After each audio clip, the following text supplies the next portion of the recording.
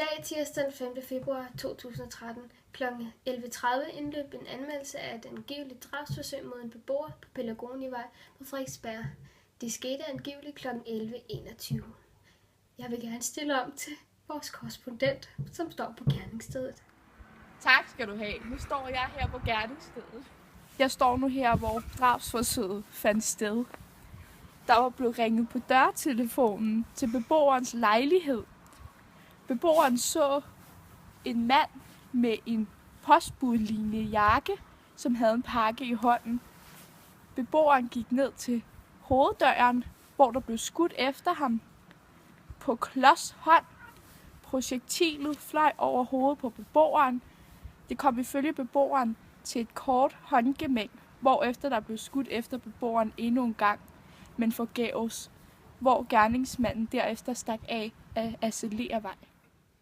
Har I nogen beskrivelse af den formodede gerningsmand? Vi har fået oplysninger fra vidner om, at gerningsmanden beskrives som en mand af mellemøstlig udseende, almindelig af bygning, 1,75-80 cm høj, ca. 25 år gammel og med stort og kraftigt krøllet hår, muligvis en paryk og kraftige skægstubbe. Han var på gerningstidspunktet iført en rød jakke med et tryk på, der af en eller anden måde kan ligne postlogo. Vi ved, at beboeren er historiker og ofte har markeret sig som kritiker af islam. Kan det være et muligt terrorattentat? Ja, det kan det godt, grundet hans provokerende holdning til islam.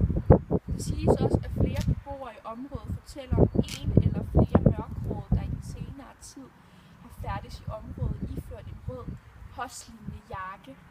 Og en nabo, der var hjemme på gerningstidspunktet, har også udtalt sig om, at hun har hørt et brag, der godt kunne minde lidt om et skud. Her har vi beboeren Grete Bensen, der netop var hjemme på gerningstidspunktet. Grete Bensen, hvordan reagerede du, da du hørte braget? Jeg blev meget forskrækket. Altså, det første jeg gjorde var at ringe til min datter, og hun skyndte sig at komme, og hun tog 2 kager med fra bageren, så vi kunne blive meget beroliget sammen, og vi stod og kiggede ned, og det var, altså, jeg blev meget chokeret, utrolig chokeret, altså fuldstændig. Det er slet ikke til at forstå det her. Det skal bare ikke ske igen overhovedet. Hvordan er gerningsstedet blevet påvirket af situationen? Der er blandt andet teknikere, der har fundet projektil i væggen, og det kan vi se her.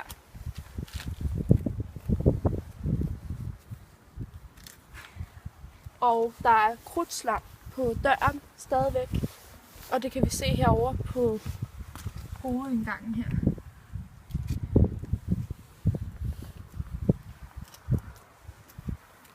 Tak til vores korrespondent, Natasja Bay.